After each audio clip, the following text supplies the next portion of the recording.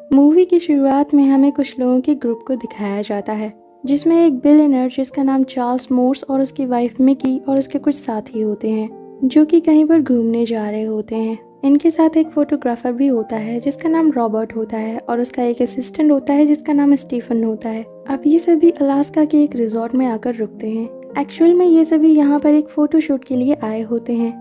अब उस रिजॉर्ट का ओनर इनसे कहता है कि रात में यहाँ पर कोई भी अपना खाना खुला नहीं रखेगा, क्योंकि उसकी स्मेल से यहाँ पर बेयर आ जाते हैं। अब आधी रात को चार्ल्स को बहुत भूख लगती है, इसलिए वो कुछ खाने के लिए नीचे आता है।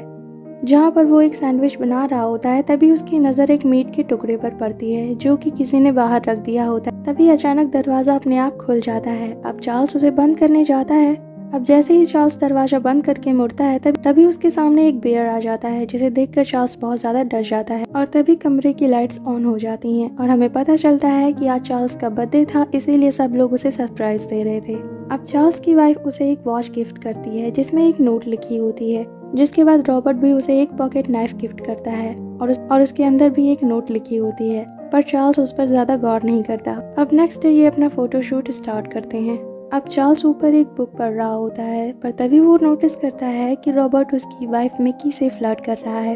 अब रॉबर्ट को फोटोशूट के लिए एक मेल मॉडल की ज़रूरत थी, पर यहाँ पर मेल मॉडल मिलना बहुत मुश्किल था, इसलिए वो उस रिजॉर्ट के ओनर के फ्रेंड जिसका नाम जैक हॉक था उसे लाने के लिए कहता है। तब वो रिजॉर्ट ओनर उसे बताता है कि जैक एक काबिल हंटर है और इसलिए उसका मिलना बहुत मुश्किल है, क्योंकि वो इस टाइम हंटिंग पर होगा। पर वो उन्हें जैक का एड्रेस बता देता है, जिसके बाद चार्ल्स रॉबर्ट और स्टीफन के साथ जैक को ढूंढने के लिए जाता है, जहां वो उसके घर पर पहुंचकर देखता है कि जैक वहां पर नहीं है। पर वहां पर उसे जैक का लिखा एक नोट मिलता है, जिसमें जैक बताता है कि वो अभी हंटिंग पर है, तो अगर किसी को उससे मिलना है तो वो नोट पर लिखे एड्रेस पर आ जाए। जिसके बाद ये तीनों जैक के बताए एड्रेस के लिए निकल जाते हैं, पर बीच रास्ते में उनके प्लेन से कुछ पक्षी टकरा जाते हैं, जिसकी वजह से उनके प्लेन का एक्सीडेंट हो जाता है और उनका प्लेन क्रैश हो जाता है। पर वो तीनों किसी तरह से बच जाते हैं।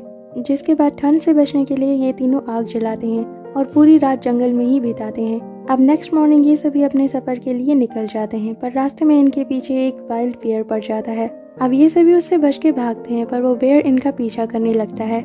जिसके बाद ये तीनों एक टूटे हुए पेड़ के सहारे नदी को पार करने की कोशिश करते हैं, जिसमें रॉबर्ट और स्टीफन तो नदी को पार कर लेते हैं, पर चार्ल्स वहीं पेड़ से लटक जाता है। तभी वो बेयर भी वहां पर आ जाता है और वो पेड़ को बहुत जोरों जोरों से हिलाने लगता है, जिससे चार्ल्स नदी में गिर जाता है, पर वो किसी तरह खुद को बचा लेता है। जिसके बाद ये तीनों अपने सफर में आगे बढ़ते हैं और कुछ देर बाद ये वहीं पर पहुंच जाते हैं जहां पर इन्होंने आग जलाई थी। अब चार्ल्स स्टीफन को अपना नाइफ देकर एक स्पेयर बनाने को कहता है, पर स्टीफन उस नाइफ से अपने पैर को ही इंजर्ड कर लेता है। तब चार्ल्स उसका इलाज करता है, जिसके बाद चार्ल्स रॉबर्ट को स्टीफन के खून से भरे हुए कपड़ों को जलाने के लिए कहता है। जिसके बाद ये लोग रात बिताने के लिए उसी जगह पर रुक जाते हैं। तभी रात में बारिश शुरू हो जाती है और इसी बीच चार्ल्स देखता है कि रॉबर्ट ने स्टीफन के खून से भरे कपड़ों को जलाया नहीं है, बल्कि ऐसे ही फेंक दिया है, और उसे स्मेल करते हुए वो बेयर भी वहाँ पर आ जाता है। अब स्टीफन का पैर इंजर्ड था, इसलिए वो भाग नहीं पाता और वो बेयर उसे बहुत बुरी तरह से मार देता है। पर चार्ल्स और रॉबर्ट अपनी जान बचाकर वहाँ से भाग जाते हैं। अब नेक्स्ट डे चार्ल्स और रॉबर्ट जंगलों में आगे बढ़ रहे होते हैं, तभी उन्हें वहाँ पर एक हेलीकॉप्टर दिखाई देता है। तब चार्ल्स और रॉबर्ट उसका पीछा करते हैं और उसे आवाज़ लगाते हैं, पर वो हेलीकॉप्टर वहाँ से चला जाता है, जिससे चार्ल्स और रॉबर्ट बहुत ज़्यादा दुखी होते हैं। पर इसके बाद वो अपने सफ़र में आगे बढ़ जाते हैं। अब ये दोनों आगे चलकर एक नदी के किनारे रुकते हैं और अब इन्हें बहुत ज़्यादा भूख लग रही थी, इसलिए चार्ल्स एक हुक बनाता है और उससे मछली पकड़ने की कोशिश करता है। पर तभी वहाँ पर वो बेयर आ जाता है जो इनका पीछा कर रहा होता है। जिसके बाद ये दोनों उससे बच के वहाँ से भाग जाते हैं। अब रात में ये दोनों अपने चारों तरफ एक आग का घेरा बनाते हैं ताकि वो बेयर इनके पास ना आ सके। और अब इन्हें ये बात समझ में आ जाती है कि जब तक ये उस बेयर को नहीं मार देते तब तक ये यहाँ से नहीं निकल सकते। जिसके बाद चार्ल्स उस बेयर को मारने के लिए बहुत सारे लकड़ी के वेपन्स बनाता है और बहुत सारे ट्रैप्स भी लगाता है ताकि वो उस बेयर को आसानी से मार सके। जिसके बाद वो नाइफ से अपने अंगूठे पर एक कट लगाता है और अपने खून को एक कपड़े में लगा देता है, जिससे वो बेयर उसे स्मेल करके वहाँ पर आ सके। और कुछ देर बाद वो बेयर उसे स्मेल करते हुए वहाँ पर आ जाता है।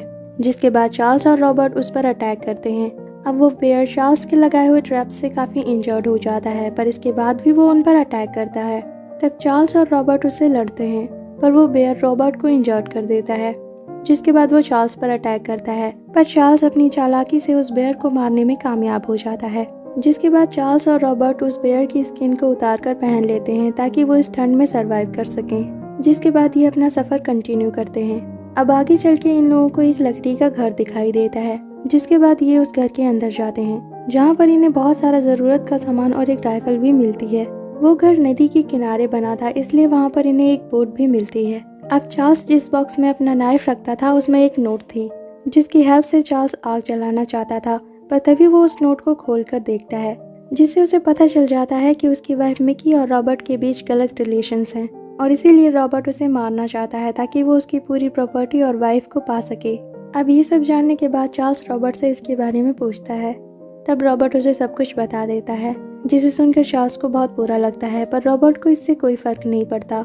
वो चार्ल्स पर उसी राइफल से पॉइंट कर देता है। अब वो चार्ल्स को मारने के लिए उसे घर से बाहर ले आता है, पर वो जैसे ही चार्ल्स को मारने वाला होता है वो एक ट्रैप में गिर जाता है, जिससे उसके पैर में काफ़ी चोट आती है।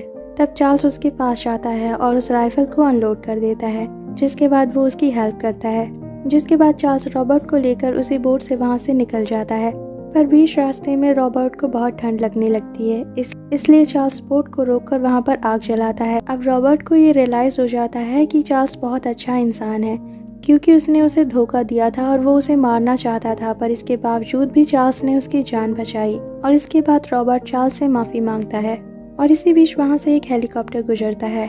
तब चार्ल्स आग की मदद से उस हेलीकॉप्टर को सिग्नल देने में कामयाब हो जाता है, लेकिन तब तक रॉबर्ट अपना दम तोड़ देता है।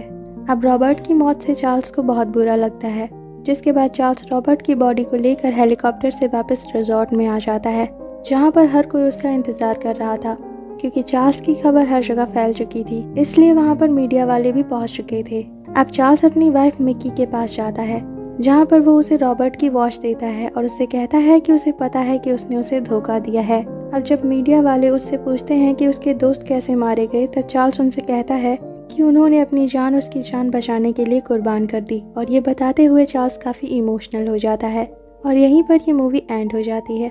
मूवी एक्सप्लेनेशन अच्छी लगी हो तो like and share it and don't forget to subscribe my channel and thanks for watching.